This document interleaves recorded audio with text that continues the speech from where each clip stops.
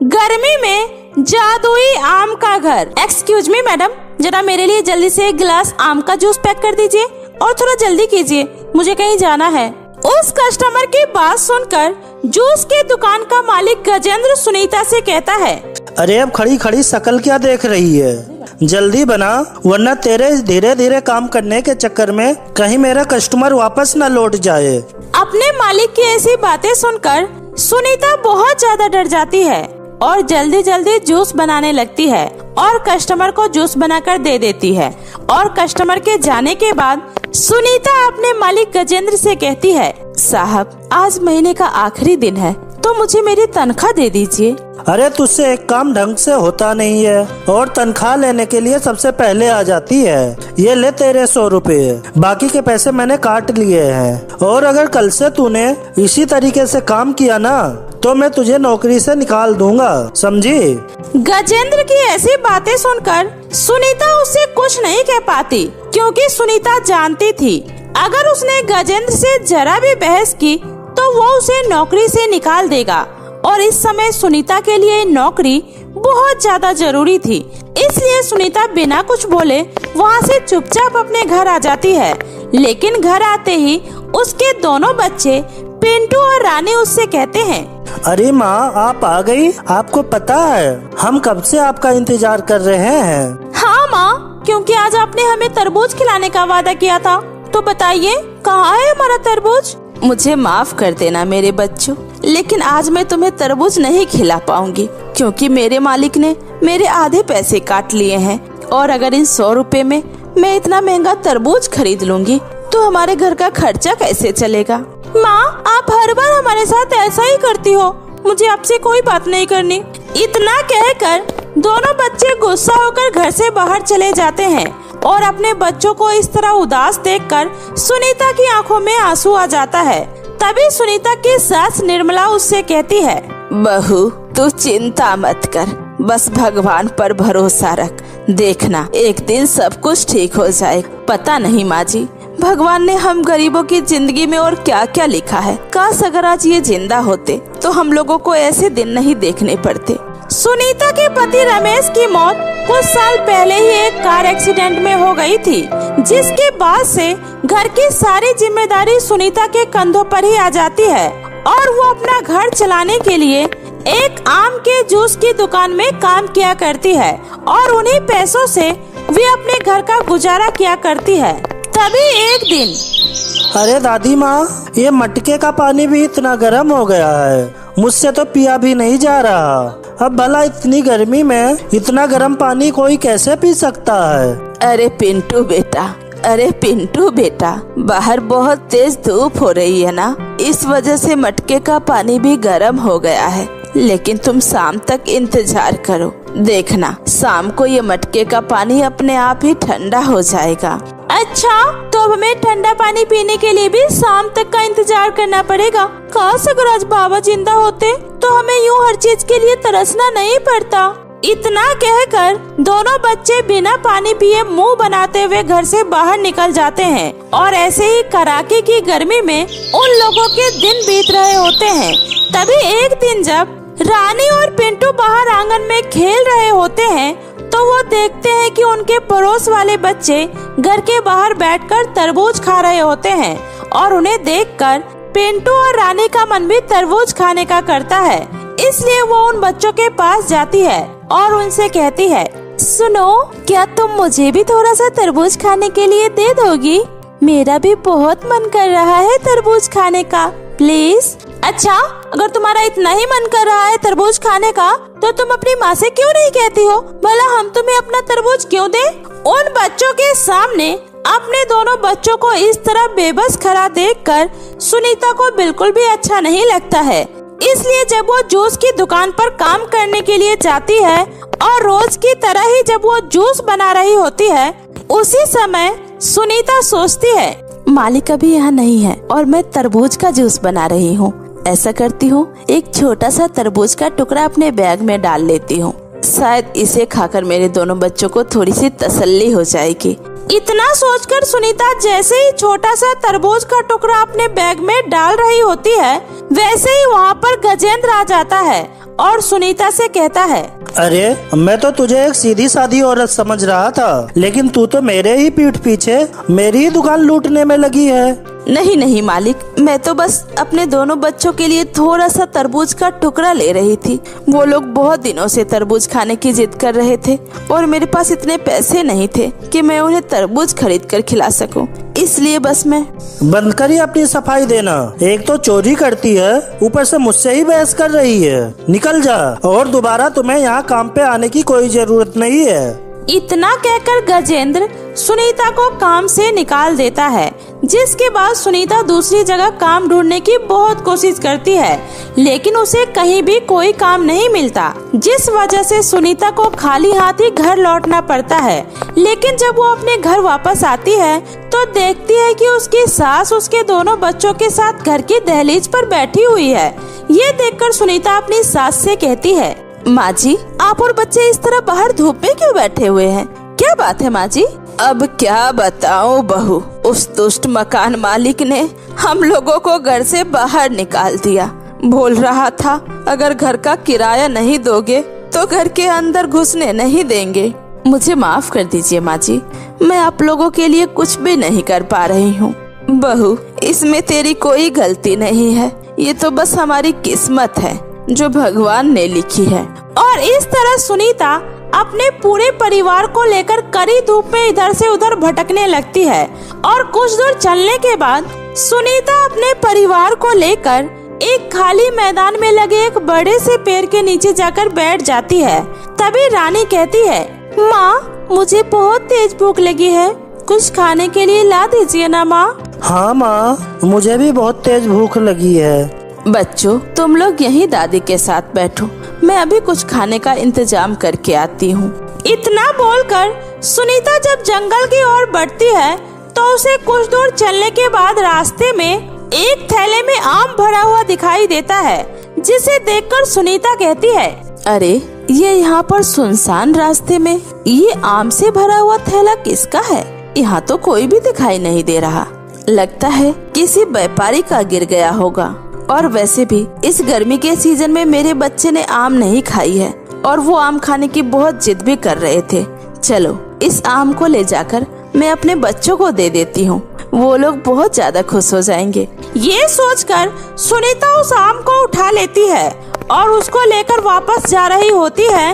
उसी समय उसके पास एक बूढ़ी औरत आती है और उससे कहती है, सुनो बेटी, मुझे बहुत तेज भूख लगी है, मैंने 2 दिनों से कुछ नहीं खाया, मुझे कुछ खाने के लिए दे दो बेटी।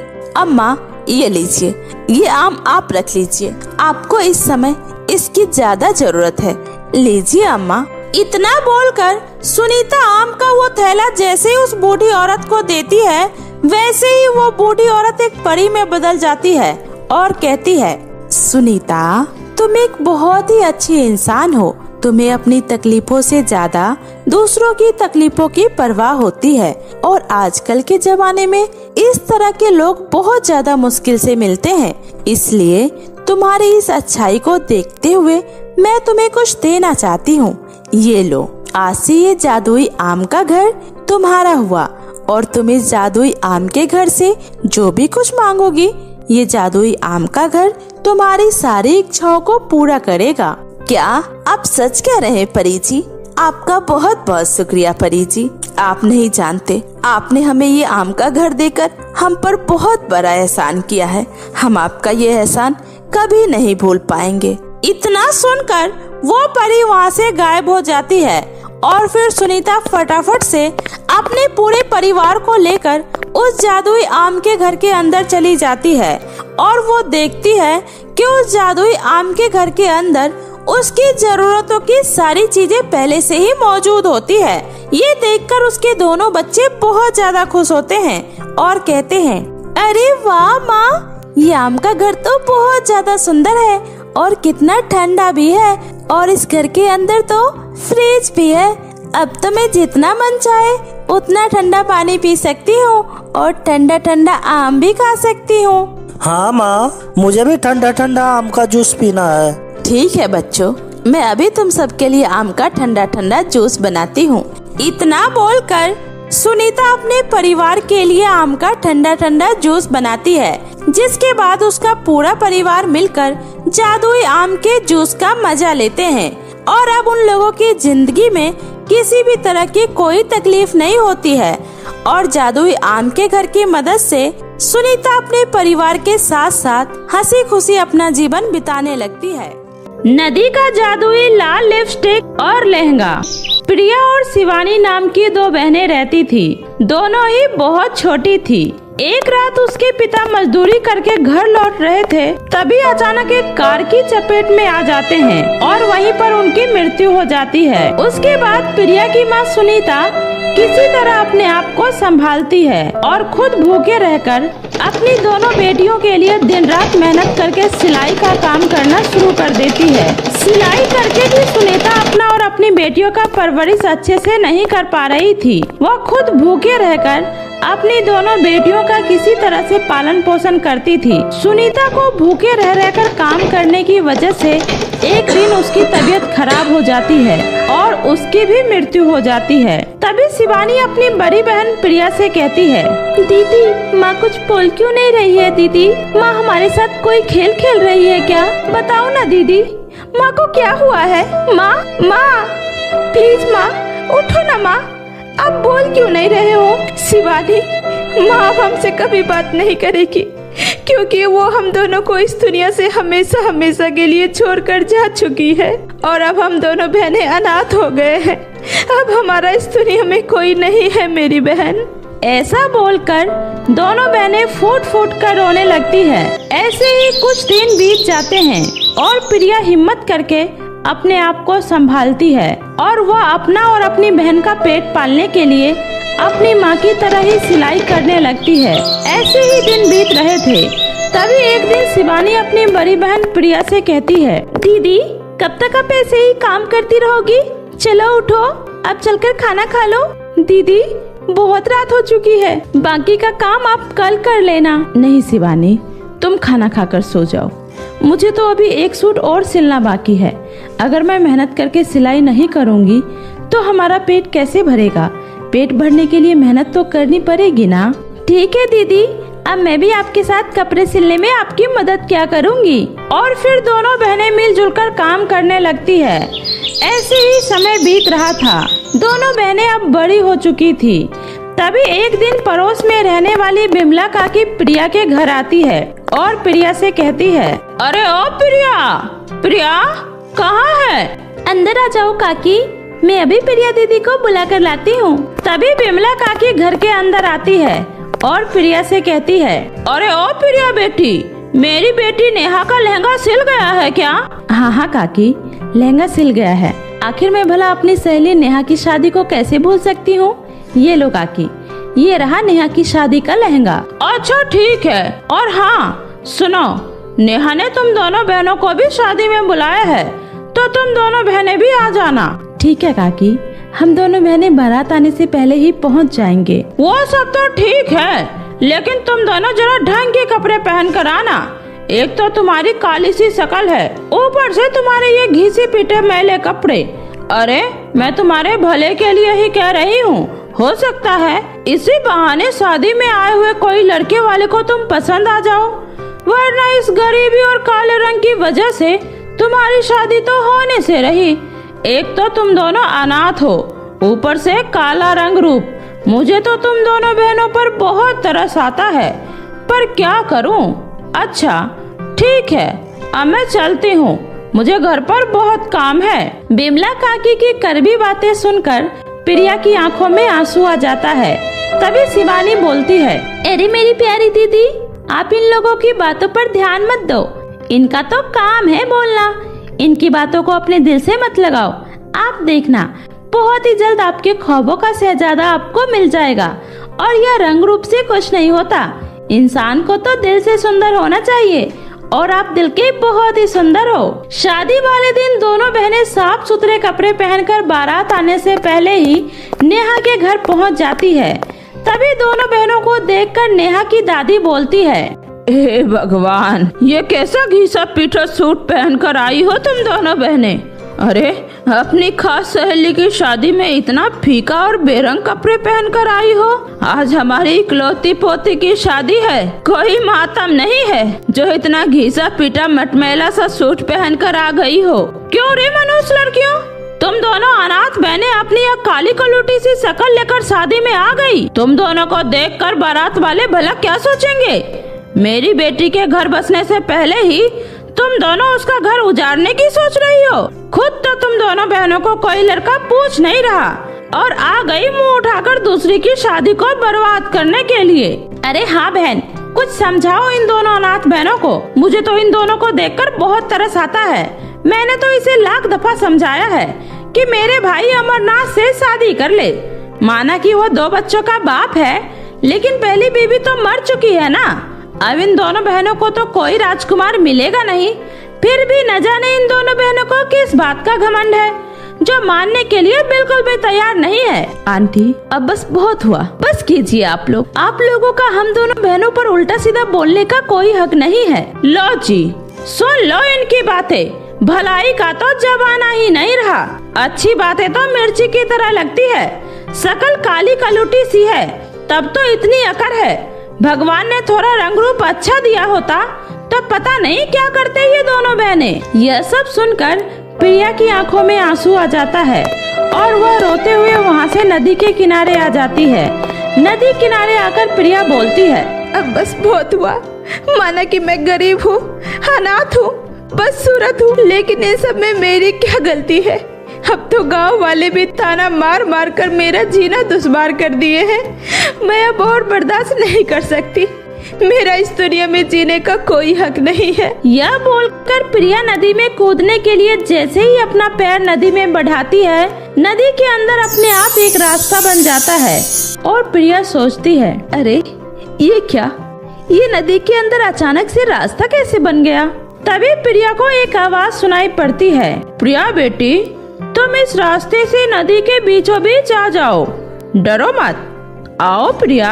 उसके बाद प्रिया उस रास्ते पर चलते हुए नदी के बीचों बीच पहुंच जाती है।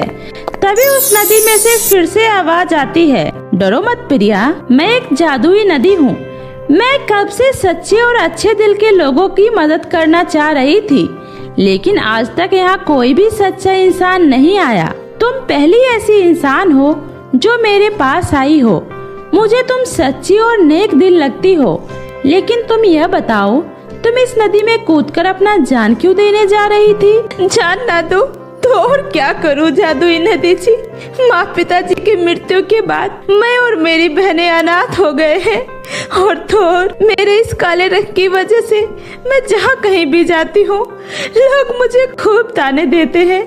हम दोनों बहनें मिलकर किसी तरह से सिलाई करके अपना गुजारा कर लेते हैं, लेकिन गांव वालों से यह भी देखा नहीं जाता। वो हमेशा मेरे काले रंग को लेकर शादी के लिए ताना देते रहते हैं। अच्छा, तो ये बात है। तुम चिंता मत करो प्रिया, मैं तुम्हें एक जादुई लहंगा और एक जादुई लाल लिपस्टिक देती हूँ। तुम इस जादुई लहंगे से जो कुछ भी मांगोगी तुम्हें वो सब कुछ मिल जाएगा। और हाँ, घर जाकर सबसे पहले तुम इस जादुई लाल लिपस्टिक को अपने होठों पर लगाना।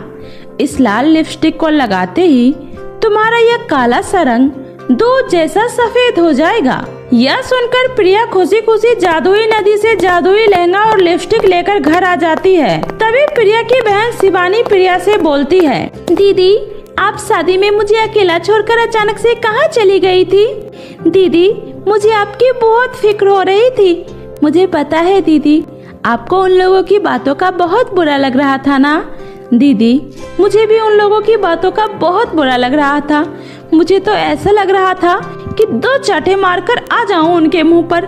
दीदी ये आपके हाथों में क्या है? इतना सुंदर लहंगा और लिपस्टिक, ये आपको किसने दिया दीदी? शिवानी अब देखना, यह लहंगा और लिपस्टिक से पूरे गांव वालों की बोलती कैसे बंद हो जाएगी। शिवानी यह लहंगा और लिपस्टिक जादुई है और यह मुझे जादुई नदी ने दिया है। जादुई लहंगा और जादुई लाल लिपस्टिक, यह कैसे हो सकता है दीदी? रुक जाओ शिवानी, मैं अभी बताती हूँ। हे जादुई लहंगा, मुझे कुछ पैसे दे दो। प्रिया के इतना बोलते ही जादुई लहंगे में से एक तेज रोशनी निकलती है और वहाँ पर पैसों की बारिश होने लगती है।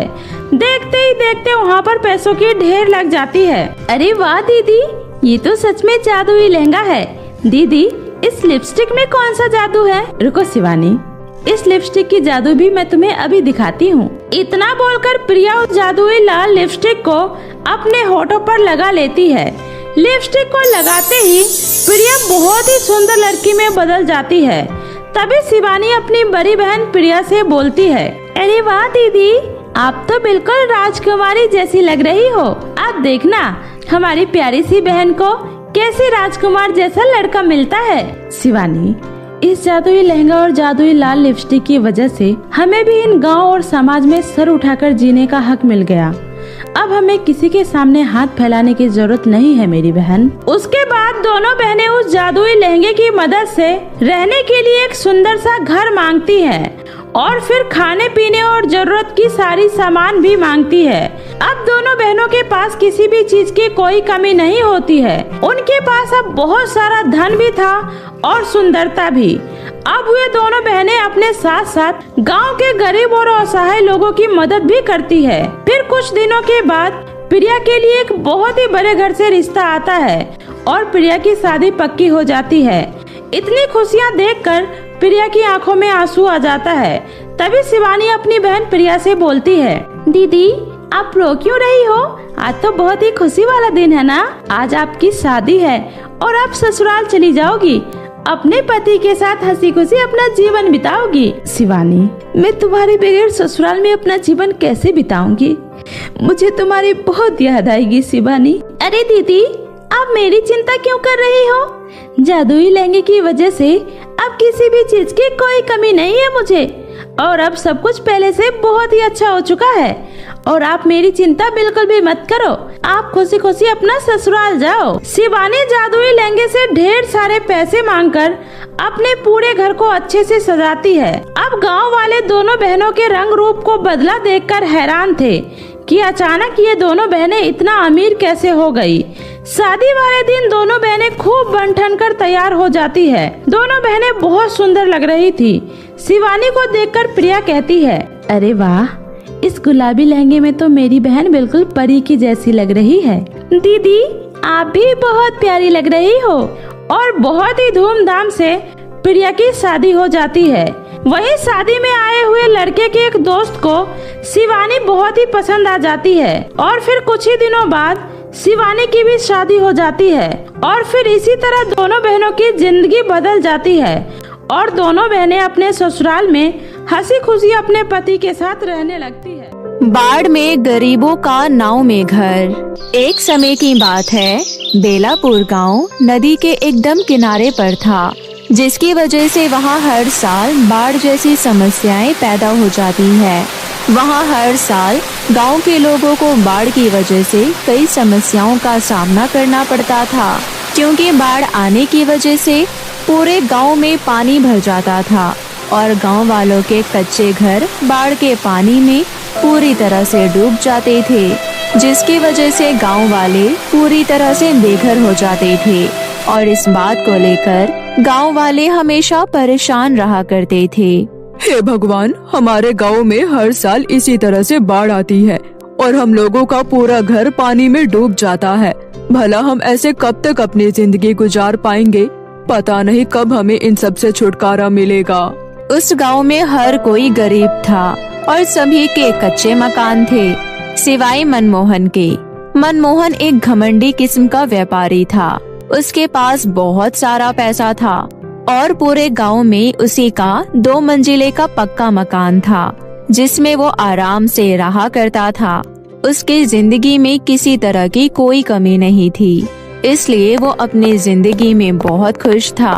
और ऐसे ही इस बार भी गांव में बहुत ही भयानक बाढ़ आ जाती है, जिसकी वजह से गांव के सभी लोगों के घर पानी में पूरी तरह से डूब जाते हैं और वो लोग रोड पर आ जाते हैं।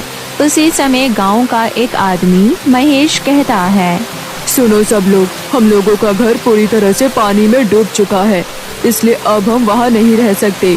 तो क्यों ना हम लोग मनमोहन काका से चलकर मदद मांगते हैं, शायद वो हमें अपने घर में थोड़ी सी जगह दे दे। महेश की ये बात सुनकर उसकी पत्नी मीनाक्षी कहती है, अरे आप ये कैसी बातें कर रहे हैं? आपको तो पता है ना कि मनमोहन काका कितने घमंडी है, और हम जैसे गरीब लोगों को तो वो मुंह तक नहीं लगाते, तो भला वो हमारी मदद क्या करेंगे? अरे हाँ, मीनाक्षी भाभी बिल्कुल सही कह रही है, वो हमारी मदद कभी नहीं करेंगे। अरे मुझे पता है कि वो घमंडी है, लेकिन शायद इस बाढ़ जैसी समस्या को देखकर उन्हें हम लोगों पर तरस आ जाए और वो हमारी मदद करने के लिए तैयार हो जाए, क्योंकि ऐसे समय पर तो एक अनजान भी मदद करने से पीछे नहीं हटता। वो तो फिर भी हमारे गांव के ही हैं। चलो हम लोग एक बार उनसे बात करके देखते हैं। इतना कहकर गांव के सभी लोग बाढ़ के पानी में डूबते हुए मनमोहन के घर के सामने आकर खड़े हो जाते हैं और उसका दरवाजा खटखटाने लगते हैं। उसी समय मनमोहन दरवाजा खोलता है और कहता है, अरे क्या बात है, तुम सब लोग मेरे घर के सामने क्या कर रहे हो? काका, हम लोग आपसे यहाँ मदद मांगने आए हैं। बाढ़ की वजह से हम लोगों का घर पानी में पूरी तरह से डूब चुका है, इसलिए हम लोगों के पास रहने के लिए कोई जगह नहीं है, तो आप हम लोगों को कुछ दिनों तक अपने घर में रहने दीजिए, आपकी बड़ी मेहरबानी होगी। अरे तुम लोगों ने सोच भी कैसे लिया कि मैं अपने घर में तुम जैसे गरीब लोगों को रहने दूंगा? और तुम लोगों की हिम्मत कैसे हुई मुझसे ये बात करने की? काका, भगवान ने आपको इतना कुछ दिया है, इसलिए आप बहुत खुशकिस्मत हो, लेकिन ऐसे बुरे वक्त में हम लोगों की मदद करना भी तो आपका फर्ज बनता है ना? नहीं, बुरा वक्त तुम जैसे गरीब लोगों का आता है, मुझ जैसे अमीरों का नहीं। इसलिए तुम लोग यहाँ से चुपचाप चले जाओ और दोबारा यहाँ नजर मत आना। इतना कहकर मनमोहन ने उन लोगों के मुंह पर ही दरवाजा बंद कर दिया और वो लोग निराश होकर वापस से पानी में ही रहने लगे। और ऐसे ही कई दिनों तक बारिश में बिना कुछ खाए पिए वो लोग अपने आप को बाढ़ के पानी से बचाते रहते हैं। और यह सब देखकर देवलोक में बैठे भगवान नाराज हो जाते हैं और गुस्से में आकर वो मनमोहन के घर पर बिजली गिरा देते हैं और देखते ही देखते मनमोहन का घर पूरी तरह से पानी में गिरकर चकनाचूर हो जाता है और उसी बीच मकान के नीचे दबकर मनमोहन की जान चली जाती है। और ये देखकर गांव वाले कहते हैं, आखिर भगवान ने उसके जैसे घमंडी इंसान को अपने पास बुला ही लिया। भगवान कभी भी हम लोगों के साथ बुरा नहीं होने देंगे। हाँ हाँ, सही कहा तुमने, भगवान हमारी मदद जरूर करेंगे, वो हम लोगों को इस तरह मरने नहीं देंगे। इतना कहकर गांव के सभी लोग हाथ जोड़कर भगवान को याद करने लगते हैं। वहीं मनमोहन यमराज के पास पहुंच जाता है और अपने आप को यमराज के सामने देखकर मनमोहन फूट फूट कर रोने लगता है और उसे रोता देखकर यमराज कहता है, आखिर तुम यहाँ आज आ ही गए मनमोहन, मुझे तुम्हारा ही इंतजार था। हे यमराज, आखिर मेरी गलती क्या है? मुझे क्यों इतनी जल्दी अपने पास बुला लिया? क्योंकि तुम एक बहुत ही घमंडी और अभिमानी इंसान हो। तुम्हें अपने गांव के गरीब लोगों पर जरा भी तरस नहीं आता। अरे इतने बुरे वक्त में भी तुमने उन बेचारे गांव वालों की मदद करने से मना कर दिया, और ऐसे समय पर खुदगर्ज बनना एक बहुत बड़ा पाप है, और इसी वजह से तुम्हारे पापों का घड़ा पूरी तरह से भर चुका था। इसलिए स्वयं भगवान ने ही मुझे तुम्हें यहाँ बुलाने का आदेश दिया था। मुझे माफ कर दीजिए यमराज, मैं अपने पैसों के घमंड में इतना खो गया था कि मुझे औरों का दर्द दिखाई ही नहीं देता था। लेकिन मुझे अब समझ में आ चुका है, इसलिए मुझे अपनी गलती सुधारने का सिर्फ एक मौका दीजिए। मुझे वापस से धरती पर भेज दीजिए। इसमें मैं तुम्हारी कोई मदद नहीं कर सकता, क्योंकि ये सब तो स्वयं भगवान के हाथों में है। इसलिए तुम्हें स्वयं भगवान से ही प्रार्थना करनी होगी। इतना सुनकर मनमोहन हाथ जोड़कर भगवान को याद करने लगता है और ये सुनकर भगवान स्वयं यमलोक में प्रकट हो जाते हैं और कहते हैं, बताओ मनमोहन, क्या चाहिए तुम्हें? मुझे माफ कर दीजिए भगवान, मुझसे बहुत बड़ी गलती हो गई, पर मैं अब अपनी गलती सुधारना चाहता हूँ, इसलिए आप मुझे फिर से धरती पर भेज दीजिए। ऐसा नहीं हो सकता मनमोहन, मैं तुम्हें वापस से मनुष्य के रूप में धरती पर नहीं भेज सकता, क्योंकि इंसान के रूप में जन्म लेने के लिए हमें पुण्य कमाना पड़ता है, और इसके लिए तुम्हें अभी बहुत मेहनत करनी होगी। इसलिए मैं तुम्हें एक कौवे के रूप में धरती पर भेज सकता हूँ, और अगर तुमने उस अवतार में गांव वालों का भला किया तो तुम्हें वापस से मनुष्य रूप प्राप्त हो जाएगा। तथास्तु। इतना कहकर भगवान ने मनमोहन को एक कौवे के रूप में धरती पर भेज दिया और मनमोहन अपने गांव में एक कौवे के रूप में वापस आता है और वो एक पेड़ पर बैठकर गांव वालों की इस बुरी हालत को देखने लगता है कि कैसे वो लोग तेज बारिश में पानी के बीचों बीच खड़े हैं। उनके सीने तक पानी आ चुका था और लगातार बारिश और तेज हो रही थी। अरे, अगर इसी तरह से बारिश तेज होती गई तो हम लोग ज्यादा देर तक इस पानी में नहीं टिक पाएंगे। फिर हम लोग अपने बच्चों को कैसे बचाएंगे? उसी समय महेश की बेटी रिंकी कहती है, बाबा, मैं डूब रही हूँ, मुझे बचाओ। रिंकी के सर तक पानी आ गया था। तभी महेश उसे अपने कंधे पर बैठा लेता है। अरे, हम लोग कब तक ऐसे बचे रह पाएंगे? कुछ ही देर में पानी हमारे सर तक आ जाएगा और हम पूरी तरह से डूब जाएंगे। भगवान पर भरोसा रखो मीनाक्षी, वो हमें ऐसे मरने नहीं देगा।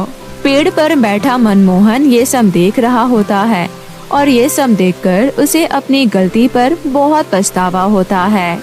हे भगवान, मुझसे ना जाने अनजाने में कैसे इतनी बड़ी गलती हो गई कि मैंने अपने घमंड में चूर होकर इन गरीब लोगों के दुख को देखने की कोशिश ही नहीं की, और आज मरने के बाद मुझे इनके दुख का अंदाजा हो रहा है। इसलिए अब मैं इन्हें ऐसे मरने नहीं दे सकता। मुझे इन लोगों के लिए कुछ करना होगा। इतना कहकर वो कौवा महेश के पास जाता है और कहता है, तुम लोग बिल्कुल भी चिंता मत करो, मैं तुम लोगों को कुछ नहीं होने दूंगा। अरे, पर तुम हम लोगों की मदद कैसे करोगे? तुम तो एक कौवा हो, भला तुम हम लोगों की मदद कैसे कर सकते हो?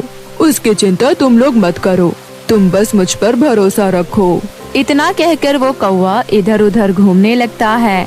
तभी उसकी नजर एक टूटी हुई नाव पर पड़ती है जो कई सालों से नदी के किनारे पड़ी हुई थी। अरे हाँ, ये सही रहेगा। मैं इस नाव पर उन गरीब लोगों के लिए एक घर बनाऊंगा जिसमें वो अपने परिवार के साथ रह सके। लेकिन इतनी जल्दी मैं ये अकेले कैसे कर पाऊंगा? इसके लिए तो मुझे किसी की मदद की जरूरत पड़ेगी। इतना कहकर वो कौवा पेड़ों पर बैठे बाकी पक्षियों से इसके लिए मदद मांगता है। तो क्या तुम सब मेरी मदद करोगे? हाँ हाँ, क्यों नहीं। ऐसे बुरे वक्त पर हमें ही तो एक दूसरे का सहारा बनना चाहिए, इसलिए हम सब तुम्हारी मदद जरूर करेंगे। इतना कहकर वो सारे पक्षी मदद करने के लिए राजी हो जाते हैं और सभी लोग मिलकर पेड़ों से लकड़ियाँ चुनकर उस नाव की मरम्मत करने लगते हैं और कुछ ही देर में नाव के ऊपर एक सुंदर सा घर बनकर तैयार हो जाता है। सुनो गांव वालों, तुम सब इकट्ठा होकर नदी के किनारे पड़ी नाव के पास जाओ। हमने तुम्हारे लिए उस नाव के ऊपर एक सुंदर सा घर बनाकर तैयार कर दिया है। महेश गांव वालों को इकट्ठा करके नदी के किनारे पड़े उस नाव में बने घर के अंदर चला जाता है और उस घर के अंदर गांव के सभी लोग बड़े आराम से रहने लगते हैं, क्योंकि नाव में बना घर पानी में तैर रहा होता है। और इसी बीच वो सारे पक्षी पेड़ से फल तोड़कर गांव वालों को लाकर देने लगते हैं, जिस वजह से उन लोगों को खाने की दिक्कत नहीं होती। और ऐसे ही समय गुजरता गया और कुछ ही दिनों में बाढ़ का पूरा पानी सूख गया और वो लोग नाव घर के बाहर आ गए। तुम्हारा बहुत बहुत शुक्रिया कौवा, आज तुम्हारी वजह से हम लोग यहाँ जिंदा खड़े हैं। तुम हमारे लिए किसी भगवान से कम नहीं हो। महेश के इतना कहते ही भगवान स्वयं वहाँ पर प्रकट हो जाते हैं और कहते हैं, सच में मनमोहन, तुमने इन गरीबों की मदद करके बहुत पुण्य कमाया है, इसलिए मैं तुम्हें फिर से एक इंसान बना देता हूँ और तुम्हारा टूटा हुआ घर भी तुम्हें लौटा देता हूँ। इतना कहकर भगवान मनमोहन को फिर से एक इंसान का रूप दे देते हैं और ये देखकर गांव के सभी लोग हैरान हो जाते हैं और वो सब हाथ जोड़कर भगवान का धन्यवाद करते हैं। और इस तरह भगवान मनमोहन को एक अच्छा इंसान बना देते हैं और वो अपने पैसों से गांव वालों के लिए पक्का मकान बनवाता है, जिसके बाद गांव के सभी लोग बड़े ही आराम से अपने अपने घरों में रहने लगते हैं। और उस दिन के बाद से उस गांव में कोई भी इंसान बेघर नहीं होता। तो मेरे प्यारे दोस्तों, कैसी लगी आपको मेरी ये कहानी, मुझे कमेंट करके जरूर बताएं।